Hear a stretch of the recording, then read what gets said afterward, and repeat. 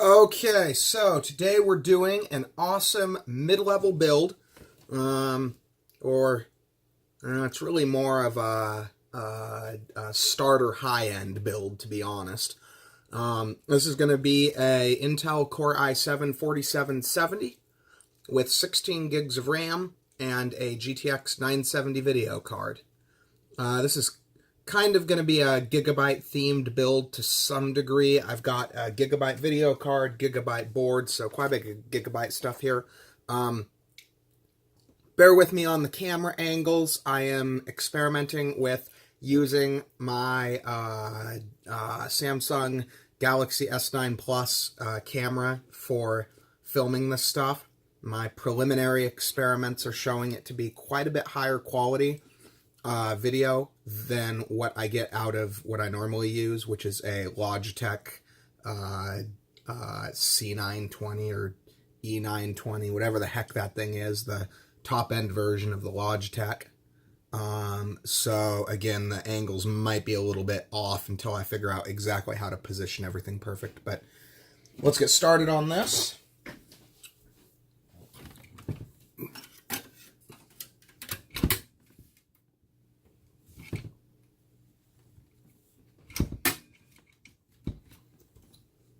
I have gaming videos for this build spammed all over my YouTube.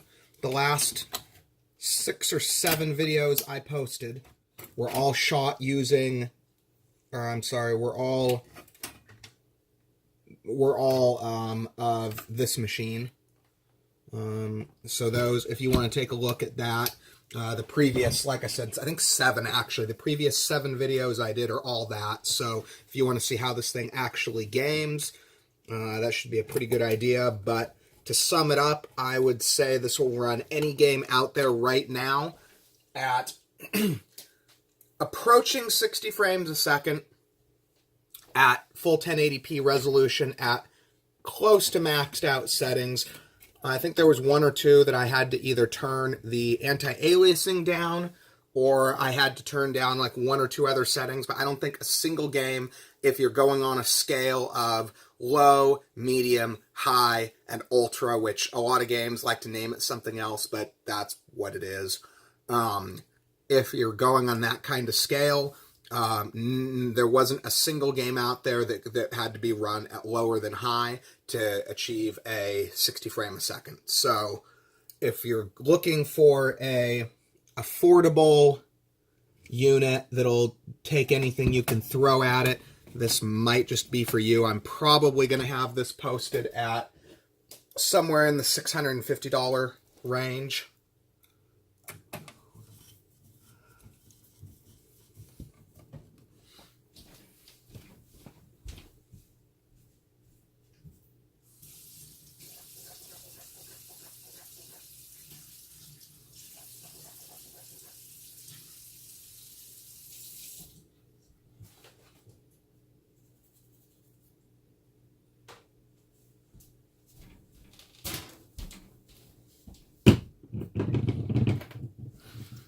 These parts are all pre-tested, so all I'm really doing here is assembling the build.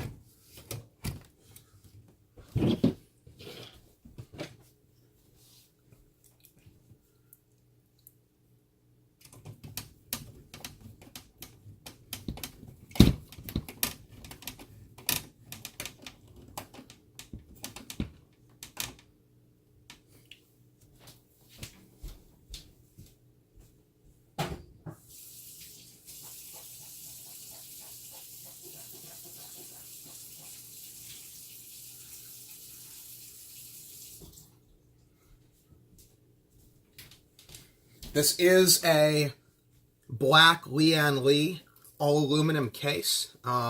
Very nice case. The only real thing of note I would say on this case, when you build with these, you got to be a little bit careful when you're putting screws in, because the aluminum is a little bit softer than the steel that a lot of the cases use, and it's fairly easy to strip out the screw, whatever the heck you call them, the screw threads. It's not hard to avoid. You just gotta be aware of it and be careful with it. But it is something that does happen if you screw too tight.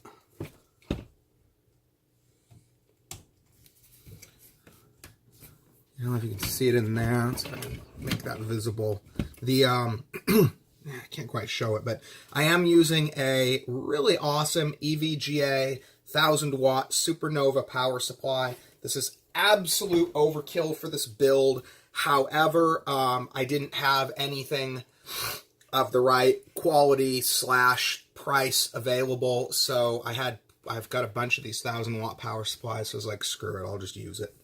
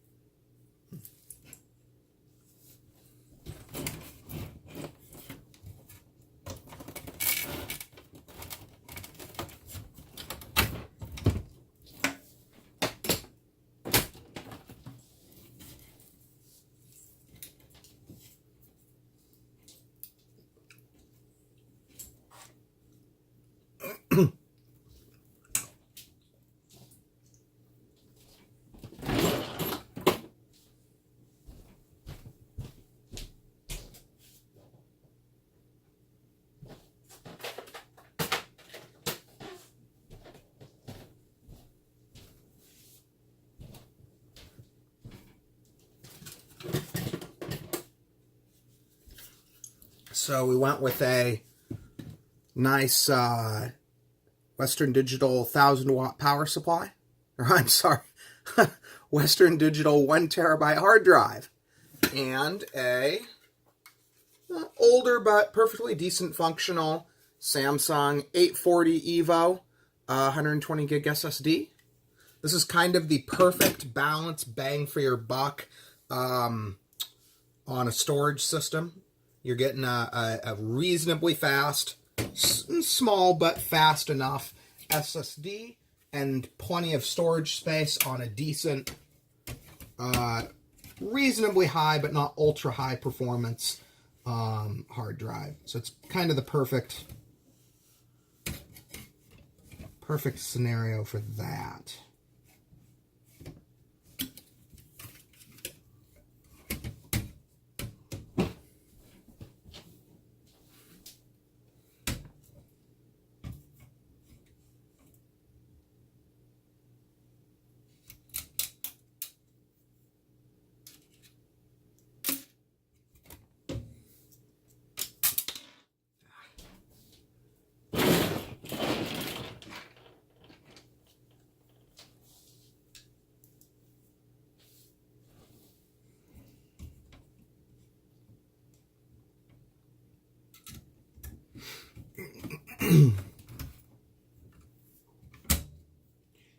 Typically on my builds, you're not going to see massive hard drives and SSDs on my builds because typically I am shooting for best gaming performance. And I know there's a lot of people out there that think they need massive SSDs, but my take on the matter is once a game is loaded, a larger SSD is not going to improve your frame rate. And so even if I'm gonna put the part value into the system, it's not going to go into a massive hard drive. It's not going to go into a massive SSD. It's going to go, I'm going to use the smallest SSD I can justify, smallest hard drive I can justify, cheapest case I can justify, and then I'm going to pour a ton of money into the video card.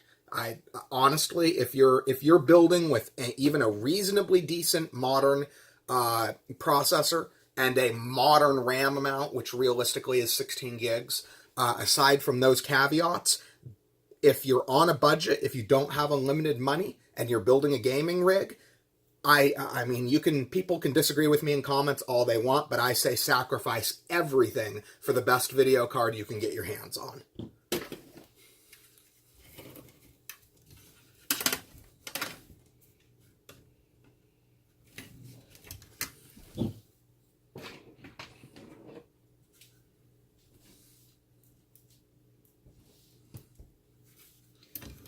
can't say how many times I've had friends or customers have me look at a build that they have spec'd for themselves, and I'll see, like, I don't know, like $300, $350. I don't know what they're at right now, but I'll see a ton of money dumped on some huge SSD, and then they'll totally sacrifice, they'll end up going from, they would have been able to go with like a GTX 1080 video card and they'll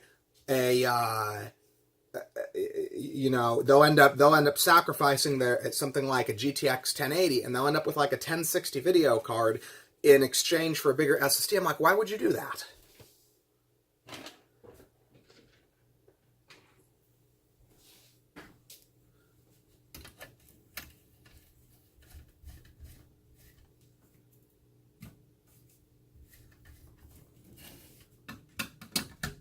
Same with cases. I like nice cases as much as the next guy, but the fact is, when it comes down to it, one, unless there's some sort of serious damage to it, a used case is as good as a new case. And used cases typically have surprisingly little wear. And even if they do have heavy wear, unless you're just absolutely anal retentive about it, it doesn't really matter. The parts are going to go inside of it. And if you're on a budget, sacrifice everything for a higher end video card. Again, within the reasonable caveats I already mentioned.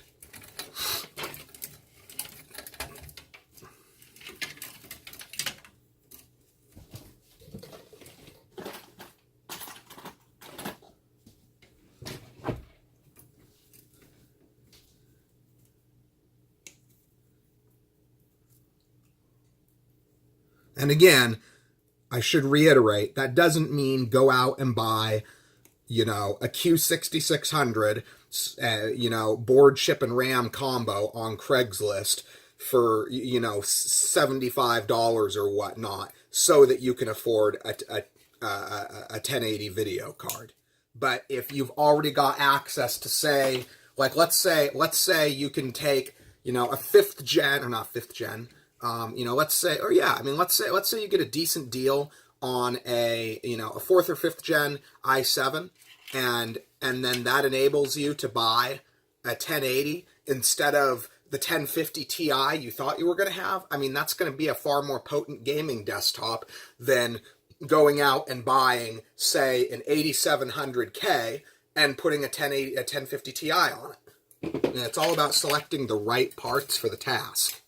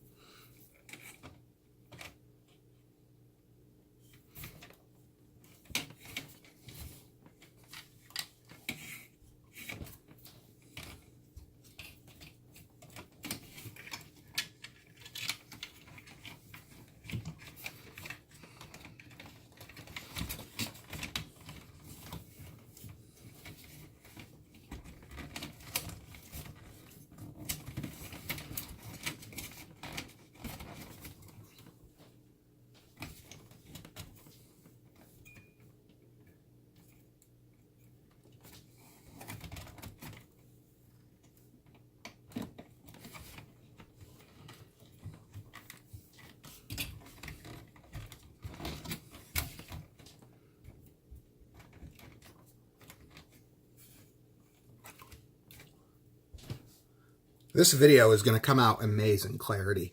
Just looking at the phone screen as I'm doing the video, I mean, it's it's literally an amount of detail that's night and day difference compared to my my Logitech camera.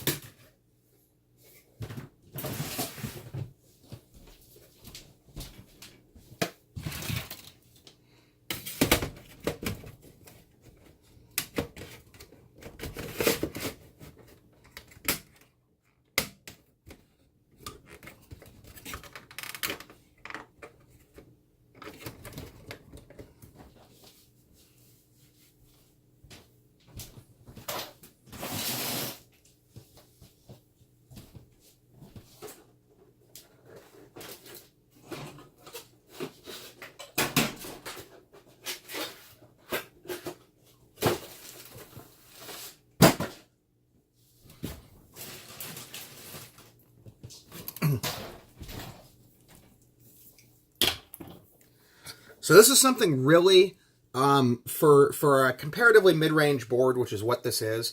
I noticed that Samsung Gigabyte did this really cool thing here. There's no way that this is on accident. This has to be intentional.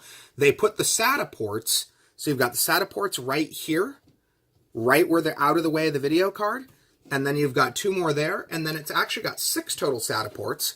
It's got 2 more that you can see right here, and they're exactly where they need to be to just barely fit in with the video card. Most manufacturers would just put the line of SATA ports there, and if your video card goes over them, tough luck. But on this board, they actually made it so you have access to all your SATA ports, which is really cool.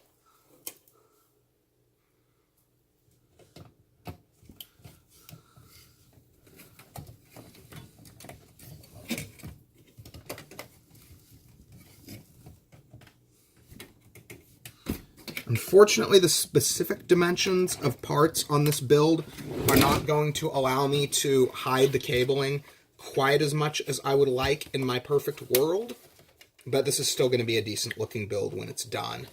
It's just you will still be able to see some of the cabling, which in my perfect world, all the cabling would be completely invisible.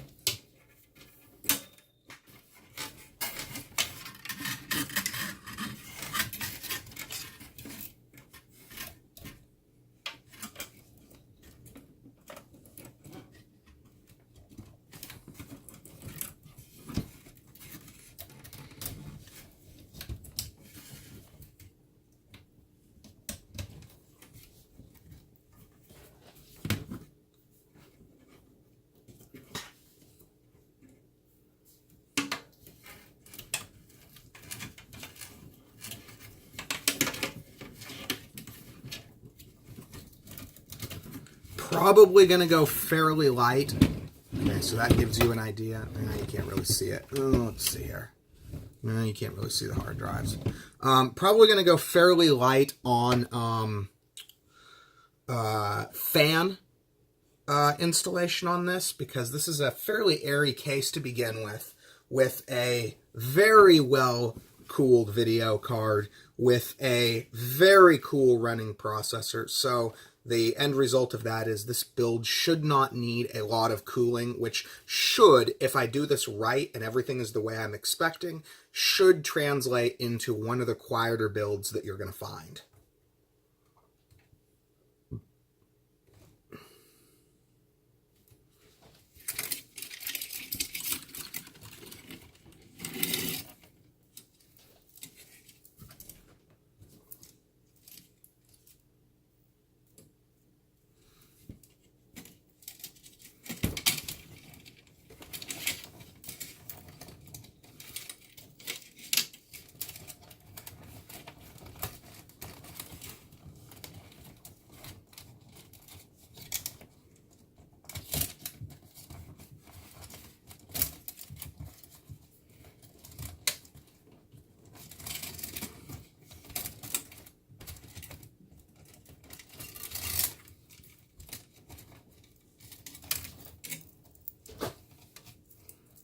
And normally I would zip tie the heck out of these cables, but I am pretty much out of zip ties, unfortunately. Okay, let's see here.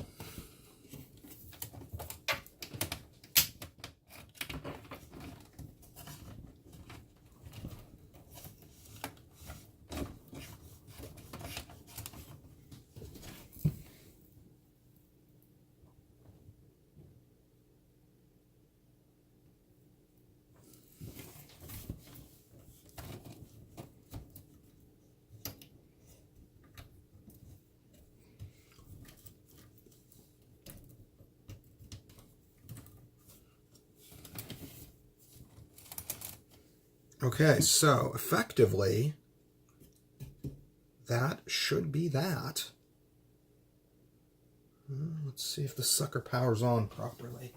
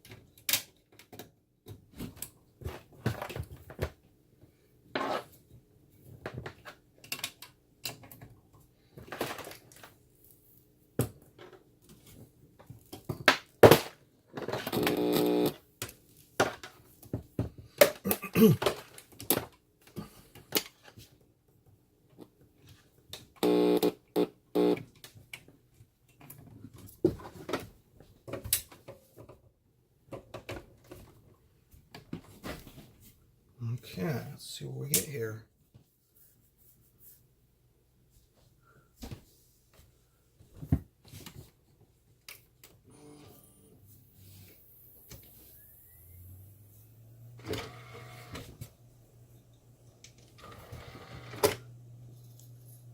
This is literally exactly what I was expecting. This build is dead silent.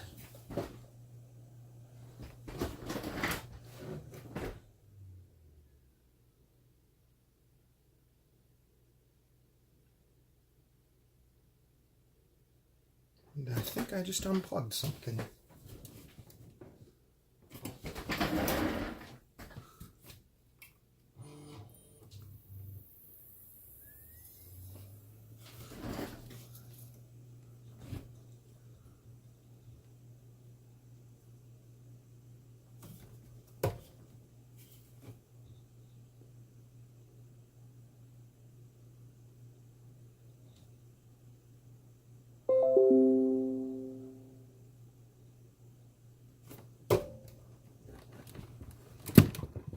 Oopsie.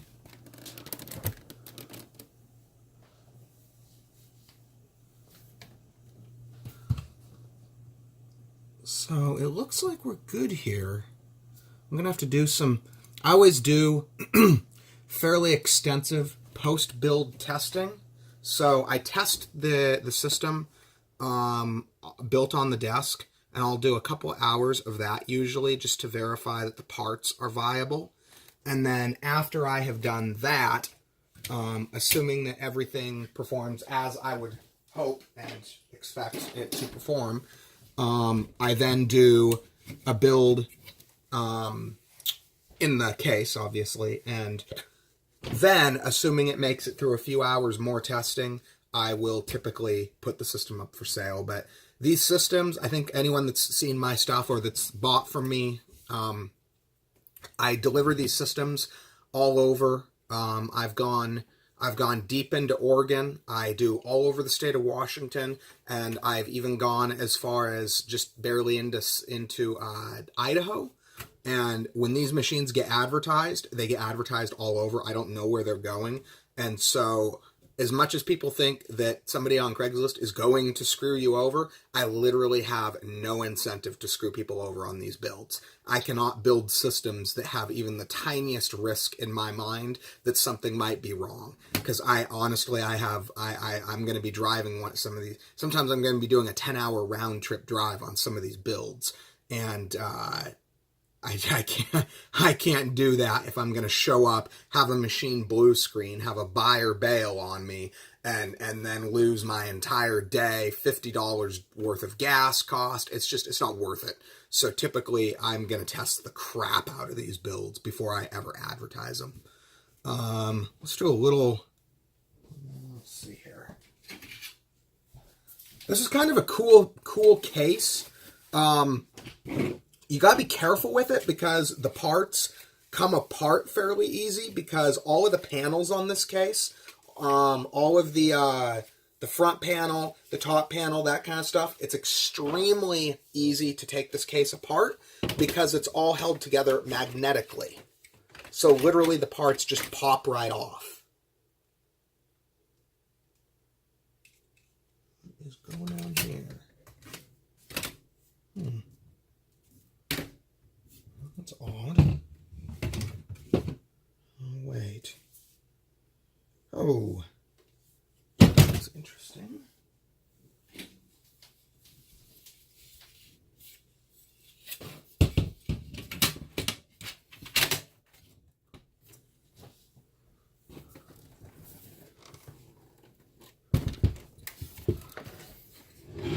Somewhat unusually clean backside. I don't usually do builds that are this clean on the cabling, but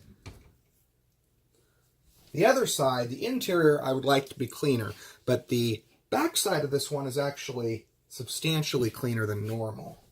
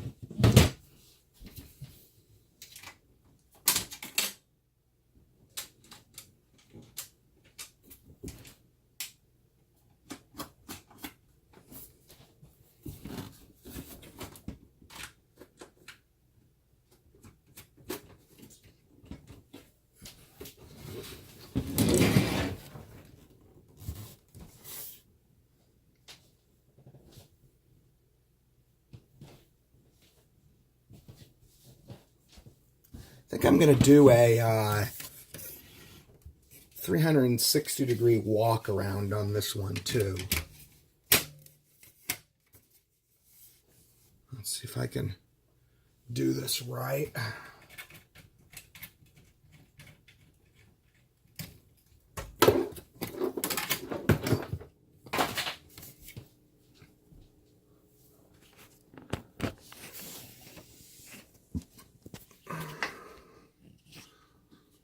So that's the, let's see here, kind of the final. It's a really clean case. It's an older case, but it's a really clean design. I think this case is like 10 years older than it actually looks. It looks like a current generation case. It honestly does. Almost a little bit of Corsair mixed with something else, but very clean case. This will be a classic case. This isn't a case that you're going to feel looks old quickly. But anyway, I hope everybody enjoys the video and gets a good idea of how I do builds, and hope everybody enjoys this.